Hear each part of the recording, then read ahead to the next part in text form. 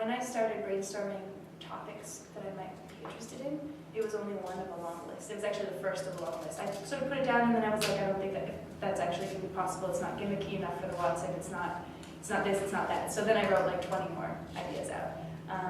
And then I kind of went back and I was like, which one of these would I actually want to do? And do I actually have the means to do? Because that's also important. Like who can I actually find the connections for? I'm lucky that the Roma connection actually came from my dad because he still has a few of the contacts in Montreal that he still has a relationship with. So I was able to ask him about about sharing one of those contacts with me, and he said, okay, well, there's a lady at the university, Concordia University in Montreal, that you can talk to. So he kind of directed me to her, and I had a couple long conversations with her over the phone about what was realistic, whether this was a crazy, crazy idea or whether it was actually possible. I think that that's important to get practical advice. I mean, you had it from your mentor in the summer, and I had it from, and you don't need like 50 mentors, but you need somebody to tell you whether it's possible or not. And so she was able to assure me that she'll be able to set me up with people, at least in some of the places that I'm going, and help me get introduced to networks. That's important anytime you're dealing with people. I know that some Watson fellowships are more place or thing centered. Like I was reading one online that she was visiting cemeteries, so she didn't need any connections because she just went to places and visited the cemetery. But for mine, I really need somebody on the ground who can connect me to a community, otherwise I'm going to be running in circles, and, So that was one practical aspect. She also helped me develop my list of countries because I wanted to go to places. I really wanted to go to places that would push me as much as possible, but she kept being like, well, you want to make sure that you're going to places where you'll be able to get a lot out of your experience. So that's part of the reason I'm going west to east, because I'm starting in England where I speak the language. And I mean, I don't speak Romani yet, although my dad just sent me a how to speak Romani book, so maybe by the time I leave. Romani is the Roma language that's spoken in most communities across Europe. And so, okay, so then that's another practical aspect, that I wanted to start somewhere that was more comfortable and go to places that I didn't know the language and that I wouldn't necessarily have a strong context, just so I had a little bit of my bearings first. The writing of the essays, it's really, I work at the Writing Center and people ask me all the time, what's your process? I don't really know what my process is. I just kind of, but I would say that my advice from before, like, just talk it out with somebody, because my entire personal essay and part of my, what's the other one called? The interest essay, plan essay. There are two essays. One is personal and one is about your project, your proposal.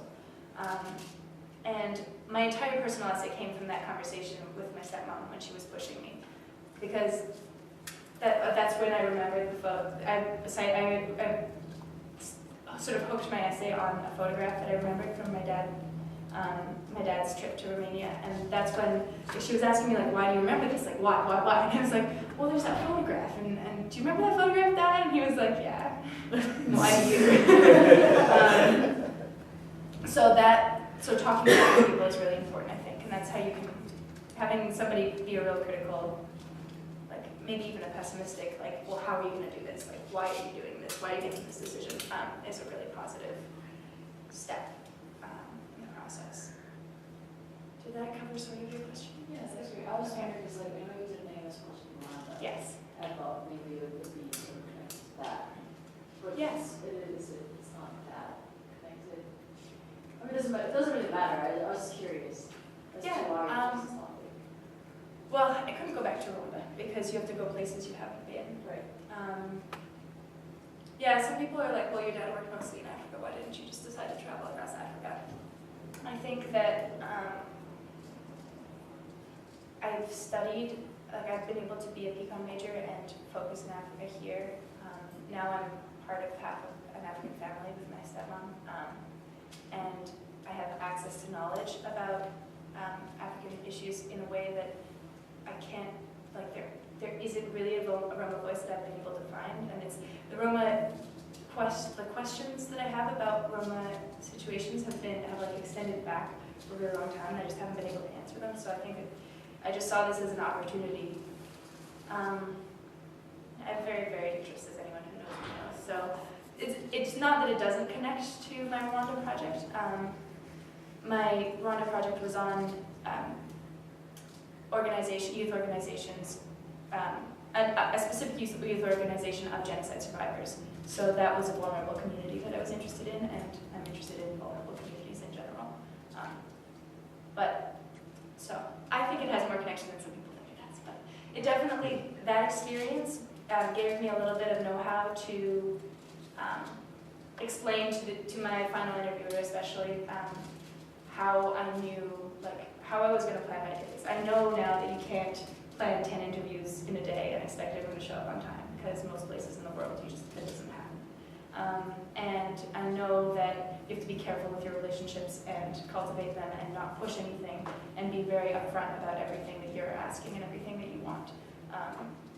And so I've learned lessons from Rwanda. So if you do have experience with another research project, I think it's a really good thing to use that in your application essays as well.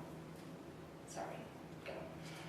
You mentioned Rwanda. Yes. I'm wondering how much travel experience you had before applying for the Watson, and then whether you think the process of applying, the interview process, if it would have been beneficial to have more or less travel experience. So interesting. Well, okay, I couldn't go abroad because of basketball, but so as a sort of, I want to do something abroad anyways, I did a research project independently, but I had a host family who was actually a relation of my stepmom, so it wasn't as independent as all that, but in Rwanda. So I was sort of based there, and then I went across the country by myself, which is maybe a little risky in retrospect, but not as risky as people seem to think it is. And earlier that same summer, I went on an extended study to Australia with Professor Crayley. That was not really independent because it was with the Colgate group.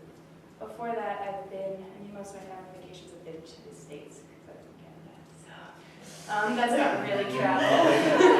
But I have gone a couple times to France and England and Italy once, but for very short periods of time. I don't know if it helps or hurts. You should be asking the people who select people. I think that if you've done a whole bunch of travel and you just want to be the Watson to do more travel, and that's that, it probably won't help.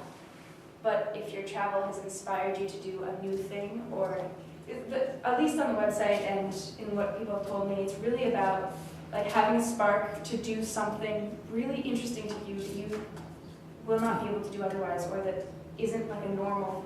There's one. So as soon as I got it, I went to the website and I watched all the videos. You guys should watch all the videos on the website. They're so interesting. There's a girl who did an entire project on bees, on different types of bees. And it was just like this thing that she always wanted to do, but weird. How would fund someone to go across the world studying bees? You know what I mean? So I think it's more about what's driving your desire to go rather than how much experience you necessarily have in the past. And then obviously you can't go back to a place you've already been because they're trying to stretch you out of your comfort zone. Next.